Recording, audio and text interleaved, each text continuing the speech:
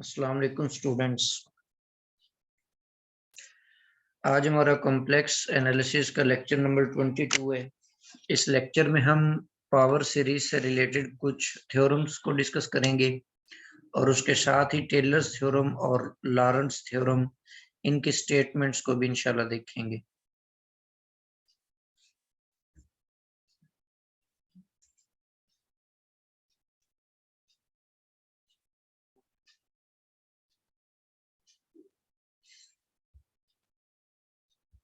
जी start करते हैं हम। फर्स्ट ऑफ ऑल कुछ थ्योरम्स हैं रिलेटेड पावर सीरीज से रिलेटेड है। सपोज जैसे फर्स्ट थ्योरम की स्टेटमेंट है कि हमने एक सीरीज ले ली, एक पावर सीरीज है और फिर इस पावर सीरीज का हमने डेरिवेटिव लिया हुआ है। सीरीज का डेरिवेटिव लेने का तरीका ये है कि हम उसका डेरिवेटिव टर्म्स बाय टर्म्स लेते हैं। ठीक है, तो ये एक सीरीज है और ये उसका डेरिवेटिव है। तो कोई भी सीरीज और उसका डेरिवेटिव जो होता है उनका रेडियस ऑफ कन्वर्जेंस जो होता है वो सेम होता है। इसी तरह किसी भी सीरीज और उसके इंटीग्रल का, यहां पर मैंने उस सीरीज का इंटीग्रल लिया हुआ है। किसी सीरीज और उसके इंटीग्रल का भी रेडियस ऑफ कन्वर्जेंस सेम होता है। किसी भी फंक्शन को आप पावर सीरीज की सूरत में एक्सप्रेस कर सकते हैं टेलर थ्योरम की मदद से या मैक्लारन थ्योरम की मदद से। तो वो जो फंक्शन बनता है उसको हम सम फंक्शन का नाम देते हैं। द सम फंक्शन मतलब वो सीरीज जिस फंक्शन को कन्वर्ज कर रही हो उस फंक्शन को हम सम फंक्शन का नाम देंगे। जैसे एक एग्जांपल देता हूं कि e रेज टू पर z है, तो ये कन्वर्ज करती ये किस सीरीज का कन्वर्जेंट फंक्शन है? 1 प्लस z है और z स्क्वायर है divided by 2 factorial and z cube divided by 3 factorial. ठीक है, up to so on, up to so on. अब यहाँ पर ये जो सीरीज है इसका सम फंक्शन कौन है? e रेज टू पर z। तो उसकी बात हम कर रहे हैं कि जब the sum function of a power series represents a continuous function. ये जो सीरीज जिस फंक्शन को डिनोट करती है वो फंक्शन कंटिन्यूअस होता है insides it's circle of convergence. Similarly वो जो फंक्शन जिसको वो कन्वर्ज कर रही होती है वो फंक्शन जो होता है वो एनालिटिक भी होता है उसी सर्कल ऑफ कन्वर्जेंस के अंदर। नेक्स्ट कुछ एग्जांपल्स हैं radius of convergence of series के हवाले से। ये हमें एक सीरीज दी हुई है, इसका हमने रेडियस ऑफ कन्वर्जेंस निकालना है। अब यहाँ पर जो फार्मूला हम यूज करेंगे वो ये वाला करेंगे। यहाँ पर ए एन की वैल्यू है 1/n फैक्टोरियल और ए एन प्लस 1 बन जाएगा, उसी के अंदर आप n+1 फैक्टोरियल कर लेंगे और इनको डिवाइड करके सिंप्लीफाई करते हैं तो ये इन्फिनिटी आ जाता है। इसका मतलब है कि ये सीरीज पूरे के पूरे कॉम्प्लेक्स प्लेन के ऊपर कन्वर्जेंट होती है। इसी तरह एक और क्वेश्चन दिया हुआ है radius of convergence of this series. अब यहाँ पर हम रेडियस ऑफ कन्वर्जेंस का ये फार्मूला अप्लाई कर लेते हैं। क्योंकि इसकी पावर में n दिया हुआ है, n स्क्वायर है, तो इसलिए हम ये nth रूट वाला जो तरीकेकार है वो यूज कर लेते हैं। इसका nth रूट जो है इस स्क्वायर के साथ एक n कैंसिल हो जाएगा, बाकी में आप ये लिमिट अप्लाई करेंगे तो हमें ये पता है एफएससी में भी हमने ये पढ़ा था कि ये जो लिमिट होती है e के इक्वल होती है। तो 1/e is the radius of convergence. Next हमारे पास टेलर थ्योरम की स्टेटमेंट है let f of z be analytic within a domain d and let z naught be a point in d। हमने suppose कर लिया कि कोई domain है हमारे पास, ये डोमेन d है और इसके अंदर आपने कोई पॉइंट z0 चूज कर लिया। ये हमारे पास एक पॉइंट z0 है।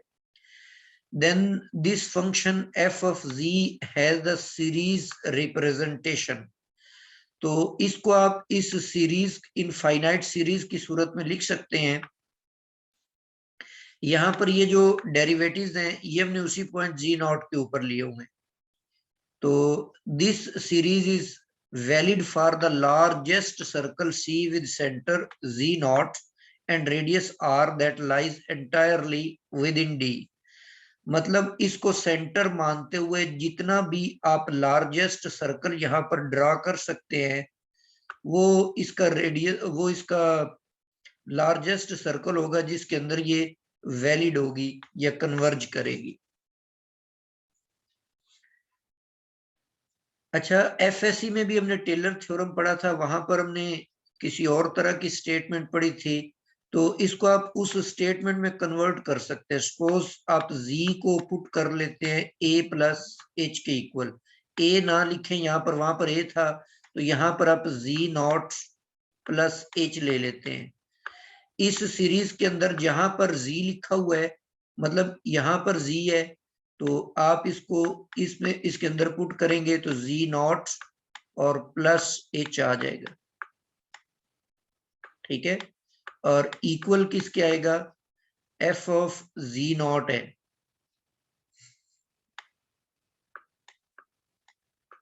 जी, ये आपके पास f ऑफ z आ जाएगा, z नॉट आ जाएगा, और प्लस इस z को रिप्लेस करेंगे हम z नॉट प्लस h के साथ, ये z नॉट कैंसिल आउट हो जाएगा और जस्ट आपके पास क्या आ जाएगा, h आ जाएगा, और इसके साथ फर्स्ट डेरिवेटिव आप लिखेंगे z नॉट के ऊपर। इसी तरह नेक्स्ट जो टर्म है उसके अंदर भी h square divided by 2 factorial आएगा, और इसके साथ सेकंड डेरिवेटिव आ जाएगा f ऑफ z नॉट पर, अप टू सो ऑन। तो इस सीरीज को आप इस सूरत में h की सूरत में भी आप डिफाइन कर, स्टेट कर सकते हैं। जी, एक और यहाँ पर इसकी कॉन्सिक्वेंसेज है कि z नॉट को अगर आप जीरो से रिप्लेस कर दें, जीरो से रिप्लेस करेंगे तो ये आपके पास मैक्लॉरन सीरीज की स्टेटमेंट बन जाएगी। ठीक है, तो ये आपके पास मैक्लॉरन सीरीज आ गई। तो ये दोनों की स्टेटमेंट्स याद रखेंगे, इनको आगे हम जब लॉरेंट सीरीज पढ़नी है तब सिमिलर स्टेटमेंट्स हम देखेंगे। यहाँ पर कुछ सीरीज मैंने लिखी हुई हैं जो आप खुद से इनको याद भी रख सकते हैं। e रेज टू पर z एक्सपोनेंशियल, इसको आप मैक्लॉरन सीरीज की मदद से जो पीछे दी हुई है ये प्रूव कर सकते हैं। साइन z जो है cos z, तो ये 3-4 सीरीज दी हुई हैं, तो इनको आप जबानी याद कर लें। ठीक है, ये भी आपसे एमसीक्यूज के तौर पर पूछी जा सकती है कि ई जी की मैक्लॉरन सीरीज क्या होगी, साइन जी की मैक्लॉरन सीरीज क्या होगी। तो ये हमने आगे यूज भी करनी है, इस लिहाज से ये आपको याद भी होनी चाहिए। जी, नेक्स्ट हमारे पास है लॉरेंट्स थ्योरम। सपोज कर लेते हैं कि f of z be analytic with an annular domain d defined by this. Annular domain का क्या मतलब होता है, सपोज हमने कर लिया कि ये एक सर्कल है और इस सर्कल का जो रेडियस है वो मैंने स्मॉल r सपोज किया हुआ है। इसी तरह इसके आउटर मैंने एक और सर्कल सपोज कर लिया, और इस लार्जर सर्कल का सेंटर तो यही है लेकिन इसका रेडियस जो है वो कैपिटल R है। तो ये वाला जो सारा रीजन होगा, जैसे सीडी होती है, डीवीडी या वो डिस्क जिसको आप कहते हैं, उस तरह का जो रीजन होगा इसको हम एनुलर रीजन बोलते हैं। तो इस तरह का हमने एक रीजन सपोज कर लिया जिसका सेंटर ये जी नॉट है। Then f of z has the series representation. अच्छा, ये लॉरेंट सीरीज की हमें जरूरत क्यों पड़ी, जो पीछे आपके पास टेलर्स थ्योरम है उसके अंदर टेलर्स थ्योरम की अगर हम स्टेटमेंट को दोबारा थोड़ा सा देखें तो यहाँ पर आपको बताया हुआ है कि f ऑफ z जो है एनालिटिक है इस डोमेन d के ऊपर, और जाहिर बात है z नॉट उस डोमेन का पॉइंट है तो ये z नॉट पर भी एनालिटिक होगी। बाज फंक्शन ऐसे होते हैं जो एनालिटिक नहीं होते उस पॉइंट के ऊपर। तो मैक्लारन सीरीज की, ये लॉरेंस सीरीज की मदद से आप उनको भी एक सीरीज की सूरत में रिप्रेजेंट कर सकते हैं। और इसके अलावा दूसरी जो चेंज है, ये जो आपने सुमेशन लिया हुआ है, ये एन नेगेटिव इन्फिनिटी से स्टार्ट हो रहा है और पॉजिटिव, मतलब ये जो पावर है ये नेगेटिव भी हो सकती है। जब नेगेटिव लिखेंगे ये बटे के नीचे चली जाएगी। तो उसमें टेलर में और मैक्लारन के अंदर जस्ट नॉन नेगेटिव उसकी पावर थी, नेगेटिव नहीं थी। अच्छा, यहाँ पर मजीद ये जो कोफिशिएंट है ए एन, इस कोफिशिएंट को हम कैसे इवेलुएट करेंगे? इस कोफिशिएंट को इवेलुएट करने का ये तरीकेकार दिया हुआ है नीचे। इस इंटीग्रल की मदद से आप ये कोफिशिएंट जो है ये इवेलुएट कर लेंगे। यहाँ पर जो सी आप लेंगे, जिसके अलोंग आपने इंटीग्रल लेना है, ये क्लोज्ड कर्व होगी that lies entirely within D. ये जो रीजन एनुलर रीजन है इसके अंदर ये लाई करेगी। मतलब जैसे यहाँ पर मैं इसको ड्रॉ कर रहा हूं, कर्व जो होगी वो इस एनुलर रीजन के अंदर अंदर होनी। तो मिसाल के तौर पर जैसे ये कर्व सी हो सकती है। अच्छा, लॉरेंस थ्योरम की एक और स्टेटमेंट भी मैंने लिखी हुई है, तो ये भी है तो उसी तरह ही, लेकिन इसमें थोड़ा सा मैंने इसको चेंज किया है। मैंने सपोज कर लिया कि एफ ऑफ जी जो है ये एनालिटिक है throughout an annular domain. यहाँ पर ये मैंने डॉटेड सर्कल ये जो यहाँ पर बनाया हुआ है, इसका रेडियस मैंने R1 लिया हुआ है, ठीक है। और ये जो लार्जर सर्कल है इसके आउटर सर्कल, इसका रेडियस मैंने R2 लिया हुआ है। तो ये दो सर्कल्स हैं, इनके दरमियान, इन दोनों सर्कल्स के दरमियान ये जो स्पेस है सारी, ये D है, ठीक है। ये जो दरमियान वाला ये हिस्सा छोड़ा हुआ है, ये इसके अंदर इंक्लूड नहीं है। ऐसे समझ ले कि ये होल है जी। एनुलर डोमेन आपने ये ले ली, सेंटर्ड एट जी नॉट, उसका सेंटर जी नॉट के ऊपर है। C denotes any positively oriented simple closed curve. ये आपको नजर आ रही होगी, ये मैंने इसके अंदर ये क्लोज्ड कर्व ली हुई है, कंटूर लिया हुआ है around z naught and lying in that domain. तो ये उस डोमेन डी के अंदर लाई करता है। एफ ऑफ जी की जो प्रेजेंट रिप्रेजेंटेशन है, अच्छा प्रीवियस स्लाइड पे जो मैंने दी थी उसको मैंने ए की सुमेशन के अंडर लिखा। इसमें मैंने जो नॉन नेगेटिव पावर्स वाली एक्सप्रेशंस हैं उनको एक सुमेशन में लिख दिया है, और जो बटे के नीचे चली जाती हैं उनको मैंने दूसरी एक्सप्रेशन में लिख दिया है। अब यहाँ पर ये जो ए एन है इसको इवेलुएट करने का तरीकेकार ये वाला है, इसको इस फार्मूले से इवेलुएट करेंगे, और जो बी एन कोफिशिएंट है इसको आप इस फार्मूले से इवेलुएट करेंगे। और इन दोनों में n की वैल्यू यहां से 0 से स्टार्ट होकर अप टू सो ऑन, और इसमें 1 से स्टार्ट होती है। तो बहरहाल आगे हम इसको यूज करेंगे तो ये स्टेटमेंट भी क्लियर हो जाएगी। अच्छा, यहाँ पर लॉरेंस थ्योरम के अंदर या लॉरेंस सीरीज के अंदर ये जो पॉजिटिव पावर वाला पार्ट है या नॉन नेगेटिव, इसको हम एनालिटिक पार्ट का नाम देते हैं।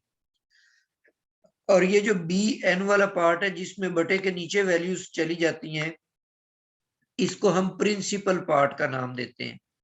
अगर आपके पास प्रिंसिपल पार्ट 0 हो जाता है तो फिर जो लॉरेंस सीरीज होगी वो टेलर सीरीज बन जाएगी, उस सूरत में वो टेलर सीरीज।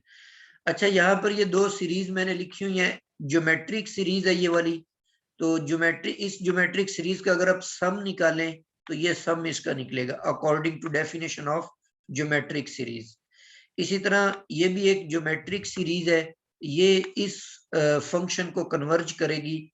तो ये दोनों रिजल्ट्स आपने याद रखने हैं, ये आगे हमें एग्जांपल्स के अंदर काम देंगे जी। जैसे यहाँ पर एक एग्जांपल है कि Maclaurin expansion of this function is given by which one of the following option. अभी ये प्रीवियस स्लाइड के ऊपर ये मैंने ये वाली सेकंड लास्ट जो है ये सीरीज मैंने यहाँ पर लिखी हुई है, इसमें आप देखें 1/1 माइनस जी जो होता है ये इक्वल होता है 1 plus z square plus z cube and up to so on. तो इस सीरीज की एक्सपेंशन फाइंड आउट करने के लिए वो मैं सीरीज यूज करता हूँ जो मैंने प्रीवियसली दी, 1/1 माइनस जी। ये हमें पता है कि we already know that this is equal to this series. अब अगर इसका मैं दोनों तरफ डेरिवेटिव ले लेता हूं तो ये आप देख लें, इसका जो डेरिवेटिव क्या बनता है, 1/1 माइनस जी है, जिसको हम यूं भी लिख सकते हैं 1 minus z raise to power -1। तो अगर इस पर पावर फार्मूला अप्लाई करेंगे तो नेगेटिव स्टार्ट में आ जाएगा, नेगेटिव में से हम एक माइनस कर देंगे तो -2 बन जाएगा। पावर के अंदर वाले फंक्शन का अगेन डेरिवेटिव लेंगे तो वो -1 आ जाता है। तो ये नेगेटिव इस नेगेटिव के साथ कैंसिल हो जाएगा, तो इसको आप लिख सकते हैं 1/1 माइनस जी का होल जी का स्क्वायर। ठीक है, तो इसका मतलब इसका अगर आप डेरिवेटिव लेंगे तो ये 1/1 माइनस जी होल स्क्वायर बन जाएगी। और दूसरी तरफ ये जो सारी टर्म्स हैं, 1 का अपने डेरिवेटिव लिया वो 0 हो गया, जी का डेरिवेटिव 1 आ गया, ये इधर मैंने लिखा हुआ है। और जो z है, z का डेरिवेटिव 1 और जी स्क्वायर का डेरिवेटिव 2z, जी क्यूब का 3z स्क्वायर। तो ये सीरीज यहां पर दी हुई है। It means D option is the correct option. जी नेक्स्ट हमारे पास है expansion of f of z is equal to 1/1 minus z into a Taylor series with centre z is equal to 2 iota. अब जब आप सीरीज बनाते थे तो उसमें सेंटर सीरीज में ये एक्सप्रेशन आती थी z minus z naught raise to power n। अब यहाँ पर ये जो z नॉट है, n है ये पावर में, z नॉट जो है ये सेंटर कहलाता है। तो अब अगर आपने इस सीरीज को एक्सप्रेस करना है ऐसी सीरीज में, इस फंक्शन को एक्सप्रेस करना है ऐसी सीरीज में जिसका सेंटर 2 आयोटा पर हो, तो हम ऐसा करते हैं कि ये जो z है इसमें अब हमने z -2 आयोटा बनाना है।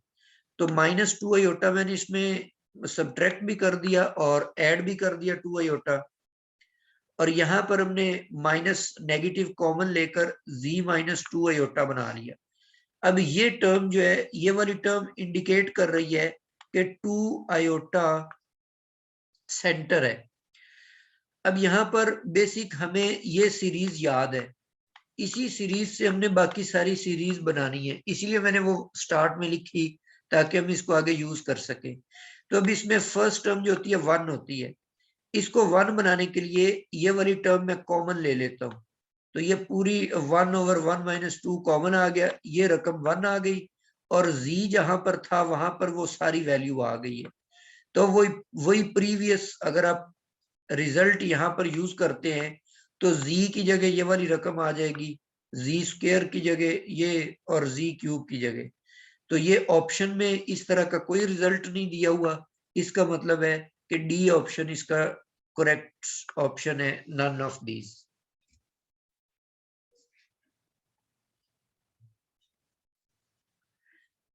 जी नेक्स्ट आपके पास है, इसको आपने एक्सपेंड करना है लॉरेंट सीरीज में, और डोमेन आपको एनुलर डोमेन ये दी हुई है, मतलब ये एक यूनिट सर्कल है और इसमें जो स्मॉल सर्कल है वो जस्ट 0 को एक्सक्लूड किया हुआ है, 0 उसमें शामिल नहीं किया गया।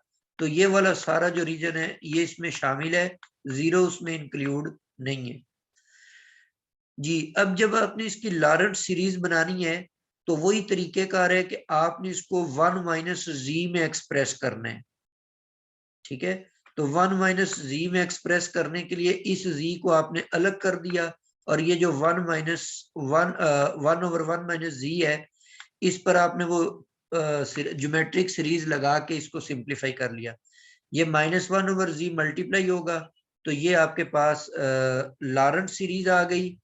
इस लॉरेंट सीरीज में आप देखें ये इसका प्रिंसिपल पार्ट है, जिसमें वेरिएबल बटे के नीचे चला जाएगा वो उसका प्रिंसिपल पार्ट होगा, और बाकी सारे का सारा उसका एनालिटिक पार्ट होगा। तो ये इसका एनालिटिक पार्ट है। अच्छा, अगर डोमेन हमें ये दे दी जाती है कि z mod is greater than 1, मतलब उसने ऐसे कर लिया कि ये जो यूनिट सर्कल था इसको उसने इंक्लूड नहीं किया, इसका आउटर सारे का सारा आउटर पार्ट इसका सारा इंक्लूड कर लिया है, तो ये सारी उसकी डोमेन है। अब ज्योमेट्रिक सीरीज की कन्वर्जेंस की ये बुनियादी शर्त होती है कि जब आप इस तरह से फंक्शन को लिखते हैं 1 माइनस जी, तो ये तब कन्वर्ज करती है जब z का मॉड लेस देन 1 होता है, ठीक है। लेकिन नेक्स्ट क्वेश्चन के अंदर उसने जस्ट डोमेन चेंज कर दी है, फंक्शन वही है और डोमेन कहता है कि इस डोमेन में आप चेक करो। अब मॉड तो लेस देन 1 होना चाहिए, तो इसको सॉल्व करने के लिए हम ऐसा करते हैं कि z को रिवर्स कर देते हैं। जब ये बटे में जाएगा तो ये 1 ओवर z की वैल्यू लेस देन 1 हो जाएगी। इसका मतलब आप यहां से z कॉमन लेकर नेगेटिव के बाद यहाँ पर 1 ओवर z बनाएंगे, तो ये 1 ओवर z बनाकर वही पावर फार्मूला लगा के ज्योमेट्रिक सीरीज वाला, तो यहाँ पर 1 z के बजाय 1 ओवर z के बजाय 1 ओवर z, तो ये सारी वैल्यूज पुट करके z स्क्वायर को मल्टीप्लाई करेंगे 1 ओवर z स्क्वायर, तो ये आपके पास सारा फंक्शन इस तरह से आ जाएगा। अब ये सारे का सारी जो सीरीज है इसमें एनालिटिक पार्ट 0 है, इसका एनालिटिक पार्ट 0 है, ये सारे का सारा प्रिंसिपल पार्ट है जी। यहां तक हमने ये लॉरेंट सीरीज बनाना सीखा। अब नेक्स्ट हम सिंगुलैरिटीज को डिफाइन करेंगे नेक्स्ट लेक्चर के अंदर। सिंगुलैरिटी को डिफाइन करने के लिए ये हमें लॉरेंट सीरीज जो है ये बड़ी हेल्पफुल होगी, उसमें प्रिंसिपल पार्ट का किरदार बड़ा अहम होगा। तो ये सीरीज को कोई भी फंक्शन दिया हुआ है आपको, उसकी लॉरेंट सीरीज आपको बनानी आनी चाहिए, उसी से हम सिंगुलैरिटीज का पता चलाएंगे। तो मैं कुछ प्रैक्टिस के लिए क्वेश्चन भी आपको असाइन कर देता हूँ लॉरेंट सीरीज से रिलेटेड, तो ये क्वेश्चन भी आप कर लीजिएगा। तो यहाँ तक हमारा आज का